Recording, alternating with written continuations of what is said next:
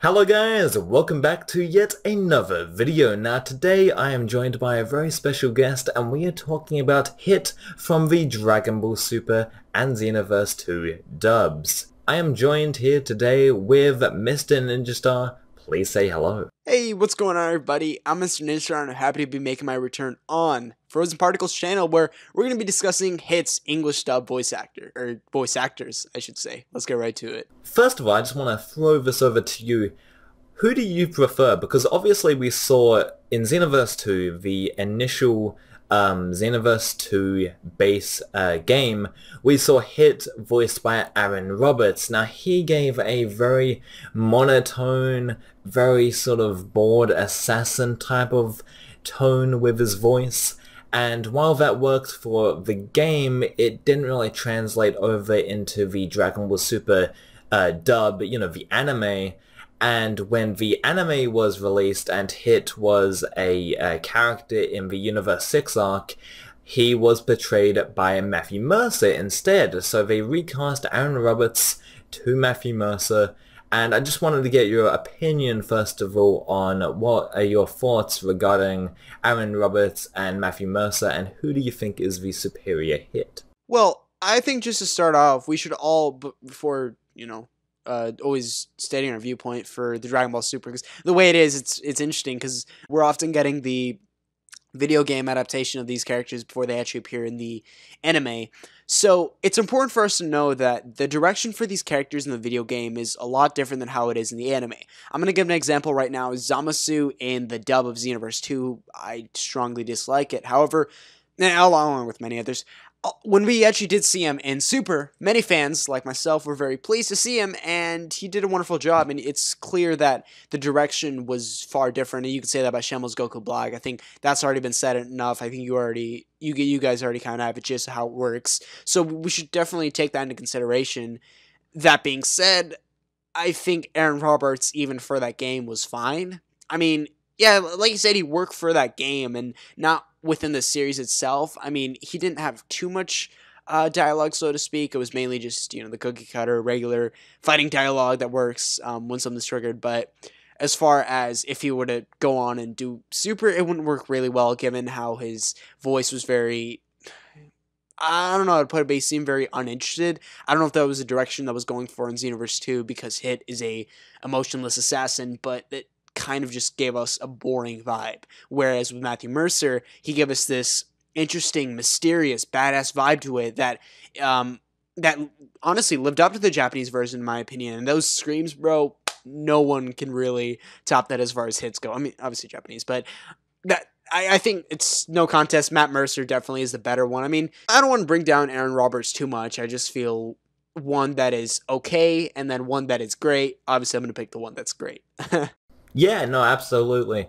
I did like Aaron Roberts' performance as Hit. I do believe they were going for sort of a bored, sort of restless assassin approach. Very silent, very monotone, kind of bored at his job, everything's a little too easy for him, which I liked. I liked that sort of facet of his character, but as you brilliantly touched on, you have to also include sort of the badass, mysterious, just awesome warrior vibe as well, and that's where Aaron Roberts kind of falls short a bit, and then Matthew Mercer absolutely picks up, and like you said, man, with his streams, he absolutely belts it, and it's fantastic to listen to in the Dragon Ball Super English dub. And what I want to also talk about is the Xenoverse 2 DLC Pack 6, the Infinite History DLC pack that was actually split between DLC Pack 5 and DLC Pack 6, but I want to talk about that in specifically.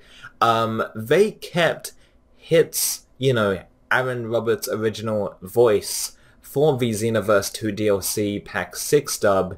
What are your thoughts on that? Because it's quite jarring hearing Aaron Roberts in Xenoverse 2, the base game, and then hearing Matthew Mercer in Dragon Ball Super's English dub, and then hearing Aaron Roberts again when you pick up the DLC Pack 6 in the Xenoverse 2 game. So what are your thoughts on that? Do you think that them being consistent with the Xenoverse line of DLC was a good idea with keeping Aaron Roberts. What are your thoughts on that, man? I honestly, I'm gonna be real. If I were the voice director for Xenoverse 2, I probably would have also kept Aaron Roberts on, kept him on for Hit, because it just goes back to the whole consistency thing. And as far as the type of character that Aaron Roberts is for Hit, I mean, it's fine, like I said, and Matt Mercer's is great. And there's also those different levels. Like Matt focuses more on the mysterious, the badass tone, whereas what's it with Aaron Roberts? He focuses more on the kind of emotionless, so to speak, tone. Obviously, I prefer one of the other, but still, I feel if we were to maybe have Matt Mercer do those extra lines, it would be way too jarring and it would be way too out there. And I mean, obviously, those lines are only going to be triggered in certain circumstances, but still, I just feel for consistency's sake and for the type of character Hit was in Xenoverse 2, or the way he was portrayed in the dub, I feel keeping Aaron Roberts was great for consistency. It was fine. If there's one thing I really dislike, it's inconsistency. Like, make up your mind sometimes. I can't stand when something's just all over the place, and I wouldn't want a Hit English dub to be all over the place. So I think keeping Aaron Roberts on board was a strong move. Yeah, especially since we were talking off air a bit earlier, and we were talking about how the Dragon Ball dubbing history and the process of dubbing Dragon Ball throughout the ages in America has been a messy, inconsistent jumble of just different voice actors. You know, there's 10 voice actors for Kid and adult Goku, man. Like, it's a little absurd when you get down to it. So yeah, it's quite the messy history of dubbing Dragon Ball with Funimation and Ocean and stuff like that. So Funimation probably right now just want to keep things as consistent as possible, so I do agree. And even though that the Goku Black Rose and the Goku Black base form voice was updated for Xenoverse 2's DLC Pack 6, they were updated to fit the Dragon Ball Super English dub that was airing on Toonami, to make it more consistent. Just changing a certain phrasing of a line is vastly different, and keeping the same voice actor on is vastly different to bringing a whole different voice actor in to perform lines. It's just a lot easier for them to update the Super Saiyan Rose lines in comparison to them just bringing on a whole different hit voice just to do some lines, and even then it won't be consistent anyway with the previous Aaron Roberts performance, like you said. And I kind of want to sort of go to a different topic here, still regarding Super, but more so the Tournament of Power stuff.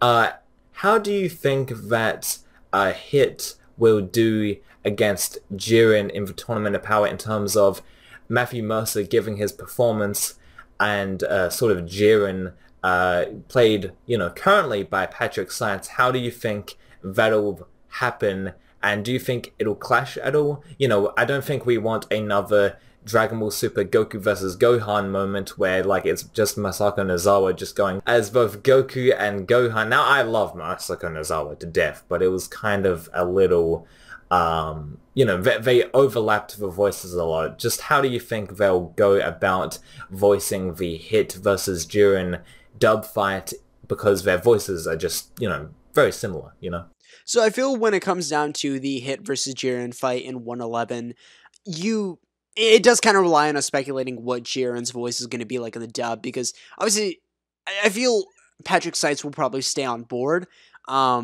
for the super dub like how he was in Xenoverse 2, but obviously I don't think he's going to have too much of the gruff tone or like that gruff kind of out there personality like there was in Xenoverse 2. I think it's going to be a bit more reserved, but that being said, his and Matt Mercer's regular pitches are different enough, and what I go to is Dio versus Jotaro in the JoJo's Bizarre Adventure dub, and I mean, though those characters' pitches are fairly similar on their own. I mean, maybe Patrick Seitz' character's slightly different, but even then, their natural pitches are, yeah, I guess they're both sort of deep, but with the tone that each of them give off, I feel we wouldn't have to worry about an issue like it being too similar. And I feel if Aaron Roberts was there, you could still see the difference. So I can understand some of the concern, but I feel these actors are talented enough to where it won't sound too similar or sound too matching with one another. I mean, even then, we'll obviously get used to it. It shouldn't be too jarring. Like we've heard Hit enough. I mean, maybe Jiren, but since from a character we've already kind of used to versus someone who we're not too familiar with, I think it's able to point out which one is which. So I don't think there would be any confusion issues there, to be honest. Absolutely. No, I definitely do agree. And yeah, like it's quite interesting. Again, the dubbing process with Hit, we saw Aaron Roberts, which we can both agree done a pretty good job. But as for the dub, we think Matt Mercer is superior because he just covers more of Hit's personality, and he just covers the different characteristics of Hit, which is interesting stuff, at least in my opinion.